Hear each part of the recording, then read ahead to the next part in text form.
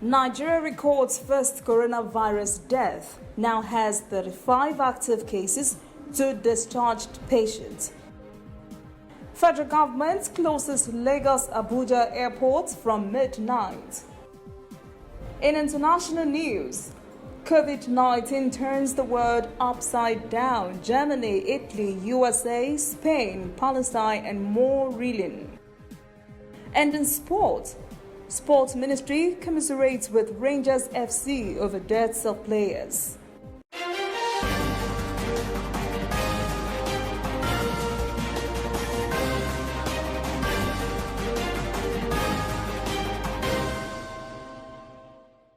This is ANN News.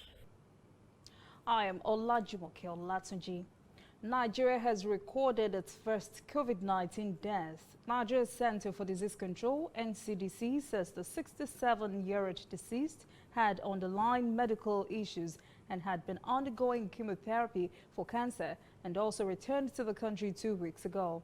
The patient, now identified as Suleiman Achimogu, former managing director of the Petroleum Products Marketing Company, died early Monday morning. NCDC says his family members are currently under quarantine at their home. Early in the day, Nigeria recorded 8 new cases of COVID-19, bringing the total to 36. The NCDC says the virus had spread to 6 states: FCT, Lagos, Oyo, Ogun State, Ekiti, and Edo. Meanwhile, the federal government has asked Nigerians to be prepared for tougher measures to curtail the ongoing spread of coronavirus. The government also said it might use the military and the Nigeria police force for contact tracing. It also expressed worry that more than 1,300 contacts had dissolved into the society and are yet to be traced. And Lagos State has confirmed 3 new cases of coronavirus. Commissioner for Health, Professor Akin Abayomi, said on his Twitter account, the first case is a Ukraine man who arrived in Nigeria just over a week ago.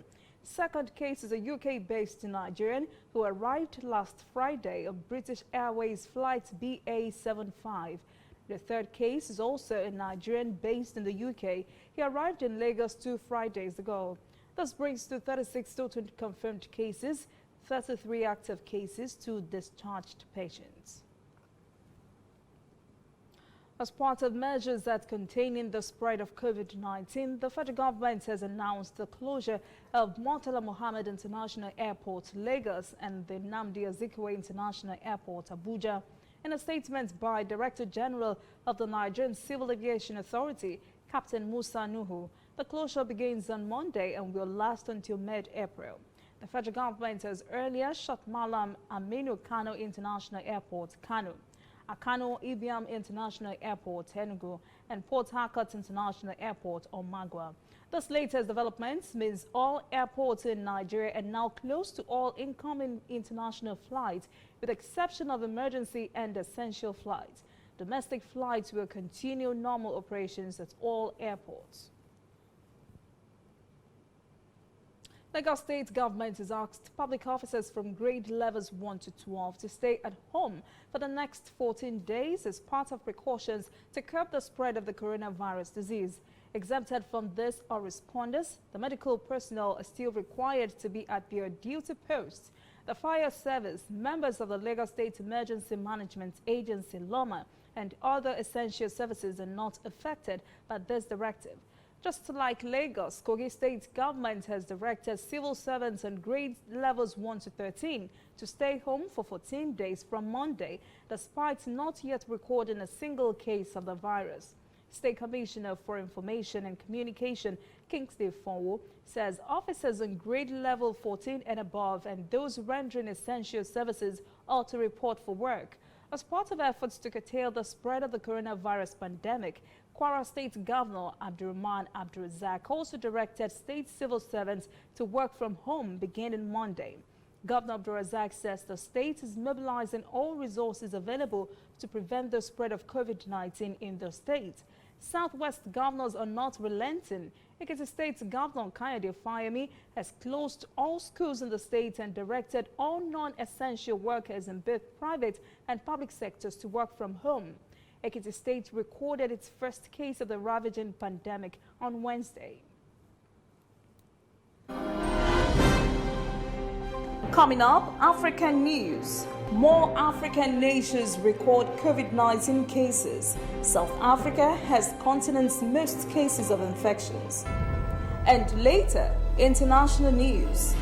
COVID-19 continues its fury at an alarming rate. World leaders' leading figures testing positive.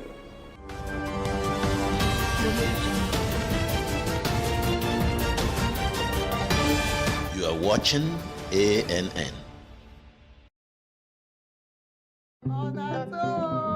Today, night don't reach for me to settle blessing. Blessing for you. When this girl first got this my shop called network. Now so on top of NTF 4G phone. Now this girl could press. I provoke. I know it's short. It reach what time, eh? The ambulance to make her tell her to make she mash her hat. Come out from my shop. And later I come realize say this girl go snap her. Put her for inside internet. They take her the two artifacts. Now I make customers that they come with my shop. Blessing, I want make you help me manage my shop number 2. Maremo, but I think Nami and Blessing start work the same time. Now you and Blessing start work the same time. Blessing, you better start with a T-shirt for top of your 4G MTN phone. Business makes sense on top super fast and reliable MTN 4G. Join MTN, make you enjoy double data.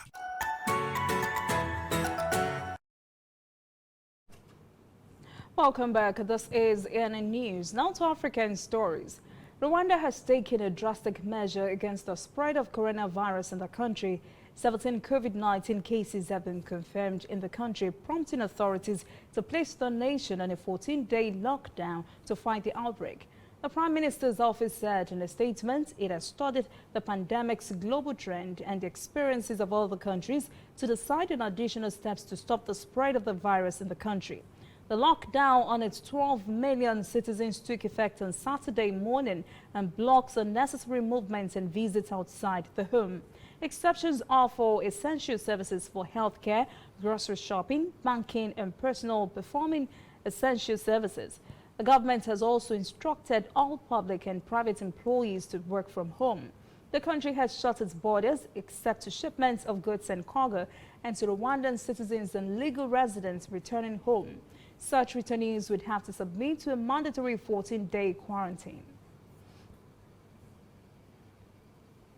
Tunisia is not taking chances either. Authorities have placed the country on a 14-day lockdown to control the spread of COVID-19. Reporter Adni Chawochi has the story. The Minister of Health said the situation requires a global approach within the framework of international organizations, especially the United Nations, since national measures remain insufficient in facing the threat to the world. The state will make sure that all patients or suspected cases of infection with COVID-19 get the necessary medical assistance at home and treatment at the hospital. We do not have enough means, but we can face this pandemic if all citizens respect the prevention measures. Following the National Security Council meeting at the Carthage Palace, President Kais Saied announced a general lockdown in Tunisia, excepting cases of force majeure. The National Security Council also decided after its meeting at the Carthage Palace to ban intercity travel, excepting cases of extreme necessity, and to shut down large industrial zones. The head of state said that the Public Prosecutor's Office and the security forces are called upon to intervene urgently to put an end to food monopoly, which harms the citizens' purchasing power. The National Security Council and the Supreme Council of the Armies also decided to resort to requisition to secure the normal activity of vital facilities and dedicate new spaces for quarantine, including hotels and cruise ships. And Ghanaians are adjusting to new lifestyles in the midst of the coronavirus pandemic. There are now rules of association, gathering, worship and travel to which the country must adapt. Reporter Nabil Ahmed Rafai has the details. Unlike a typical Friday where Muslims hold congregation to perform the Jummah prayers, today is different in this mosque. the large gatherings for prayers has been cancelled and only 25 people are allowed to pray here. And also, they keep some distance from each other. We are obeying the government's directives so that we can prevent the spread of the coronavirus. Away from the mosque, life hasn't changed so much along the streets of Accra and in the market. It's business as usual. But some say they are paying more attention to personal hygiene. I wash my hands and also use sanitizers. That's what I can do to prevent the coronavirus. The government has urged people to practice social distancing in order to curb the spread of COVID-19. But the impact of the pandemic has yet to be felt by some Ghanaians. Here at this lorry station, buses still load 16 passengers and people sit close together.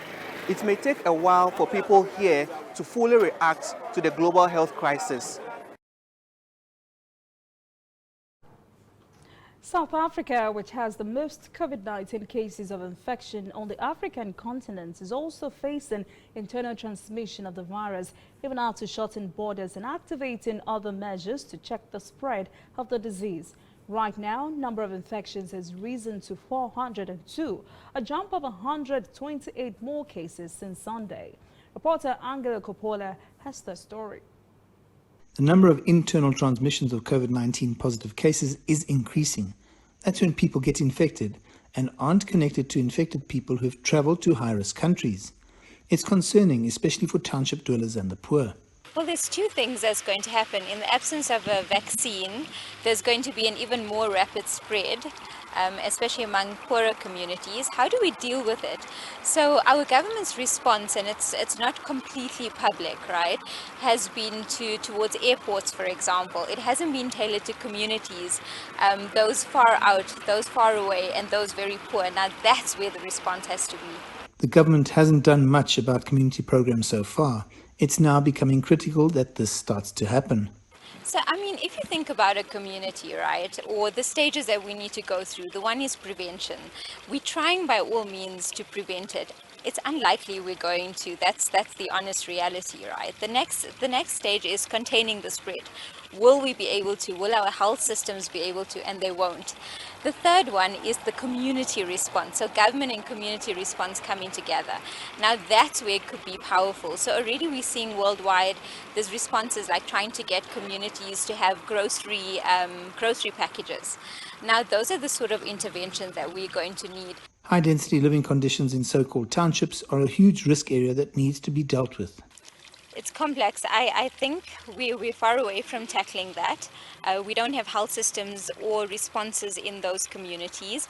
Like I said, there's something powerful in community responses themselves, right? So communities starting to come together. We're going to have to think of packages of interventions for people who are affected. That's where the response needs to be.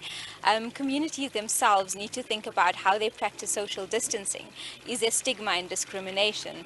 In the religious spaces, we are seeing some traction. And then very interesting, in Africa, the first point of call for healthcare is traditional practitioners.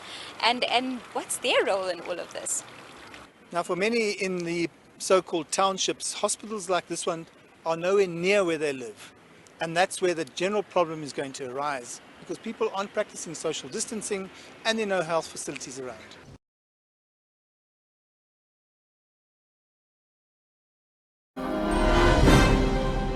When we return, international news. COVID-19 continues its fury at an alarming rate. World leaders' leading figures testing positive. And later, sport. Sports Ministry commiserates with Rangers FC over deaths of players. Welcome back. This is ANN News. Now to international stories. There are so many moving parts in the COVID-19 story around the globe. The world is being turned upside down at this moment by this pandemic, and it will be impossible to take this story one by one, and that might take a whole day to run through. So we'll try to run through the updates from around the world for you to get a good idea where things stand with COVID-19. While German Chancellor Angela Merkel has put herself in isolation because of her exposure to a doctor who turned out to be positive with the new coronavirus. It's better to err on the side of caution. The German cabinet is releasing emergency funds of 100 billion euros to deal with this pandemic. The country has also barred groups of more than 2 persons from gathering, except for families. U.S. Senator Ron Paul has gone into self-isolation after testing positive for COVID-19. The senator said he showed no symptoms and had not been in contact with any known carrier of the COVID-19. But he was cautious and got tested because of extensive travel and events. Senators Mitt Romney and Mike Lee have also begun self-isolation for sitting next to Senator Ron Paul for extended periods in recent days and for keeping close proximity to him. 2 U.S. House of Representatives members, Representatives Mario Diaz-Balart and Ben McAdams, were the first members of Congress to test positive for the coronavirus. Americans who are mostly on lockdown tell stories of hardship as panic buying has cleared store shelves of essential items like toilet paper, some food items and water. New York State has become the epicenter of the virus in the United States with 16,000 confirmed cases. It was only 5,100 on Friday and just 800 about a week ago. The U.S. has more than 33,000 confirmed cases and more than 400 confirmed deaths. More than 100 of those deaths were in New York State. Italy is still recording very high daily death toll. On Sunday alone, 793 deaths were reported. That was the biggest toll in one day in the country since it was hit by the pandemic. Total deaths have now surpassed 5,400. There are more than 53,000 confirmed cases in the country.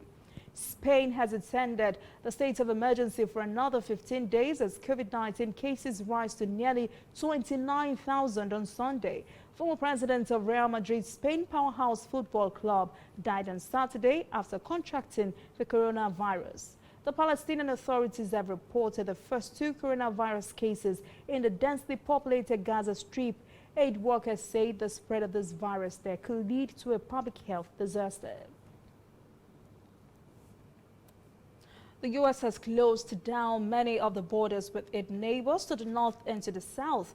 No unnecessary border crossings would be allowed on the Canadian front, and border crossings with Mexico have been greatly curtailed. Small businesses around the border are feeling the pinch. Reporter Alex Dyer-Beverstock has the details. Tijuana, where Mexico meets the United States. As the two countries live through the Covid-19 pandemic, an agreement has been reached between the two governments for a partial closure of the border. Henceforth, all non-essential travel between the two countries will be restricted, although commercial flows will not be affected. In San Diego, state policy has disrupted life even further. The governor of California, Gavin Newsom, issued a statewide mandatory stay-at-home order to 40 million people, restricting non-essential movements in an effort to contain the spread of COVID-19. Here in downtown San Diego, the normally bustling streets are all but deserted as Californians follow the order. Indeed, the border crossing at San Diego is normally jam-packed, but as the spread of COVID-19 pressures the government to close businesses and impose self-isolation, the longest line of vehicles waiting to cross the border was less than 10 cars. On the US side, Afros Gafar runs a shop in San Isidro's district retail park and says the situation is critical for his business. Well, business is dead, as you can see, and because we rely pretty much on the customers across the border. For the last 1 month, we've been like surviving, not surviving actually. It's tough. We've been losing money for the last 2 months. And maybe by tomorrow or the day after, it depends. We're probably going to close down. Jason Hill is the president of the San Isidro Chamber of Commerce and says the situation is disastrous for business. I've got 660 businesses in the area which are all within a mile of the border, and 93% of the clients who visit San Isidro Boulevard come from Mexico. So the border is absolutely critical. Who knows? 2 more weeks of this and the majority of businesses here will have to close forever. As the US-Mexico border sees tighter restrictions over the Covid-19 pandemic, the economic and social effects will depend on how effective the region's measures prove to be. Australian Prime Minister Scott Morrison has made an explosive charge that most of the coronavirus cases in his country came from the United States. How?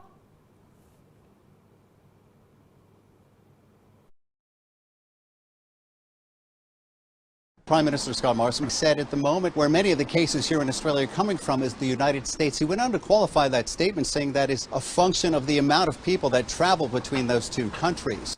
The state of New South Wales as well as the state of Victoria have cut all non-essential services, meaning restaurants, bars, pubs, all have to shut. However, the essential services such as chemists, pharmacies, supermarkets will remain open. In fact, the state of Victoria has made the decision to close schools. We're told New South Wales here will make that decision within the next 24 to 48 hours. A couple of other states, South Australia and Western Australia, have actually closed their borders. In fact, in WA, they are actually considering setting up a quarantine zone on Rottnest Island. It's an island just off of the city of Perth there. And Morrison is repeatedly mentioning to people, advising them against any domestic travel, especially as the Easter holiday approaches, a time when schools that are in session will have their breaks as well. Up next, sport. Sports Ministry commiserates with Rangers FC over deaths of players. Welcome back. This is ANN News and Sport. The Sports Ministry, Chairman of the League Management Company, Sheo Diko, and other stakeholders have commiserated with Rangers International, who are mourning the deaths of two Rangers International players, Ifeanyi George and his friend, and a feeder team player, Ibrahim, who died in an automobile accident over the weekend. The Australian Olympic Committee has said on Monday it could not assemble a team for the 2020 Tokyo Olympics because of the coronavirus outbreak, and that athletes should prepare for the Games to be postponed to 2021. Canada also says it would not send a team to the Summer Olympics in Tokyo. Japanese Prime Minister Shinzo Abe said for the first time on Monday that the Tokyo Olympic Games may need to be postponed if the events cannot be held in its complete form because of the coronavirus pandemic. That is the news this evening. Thank you for joining us. For details on these and other breaking stories, visit our website, annafrica.news. Conversation continues on our social media platforms, Twitter, Instagram, and Facebook at ANN Africa TV. I am Olajumoke Olatunji. Have a pleasant evening.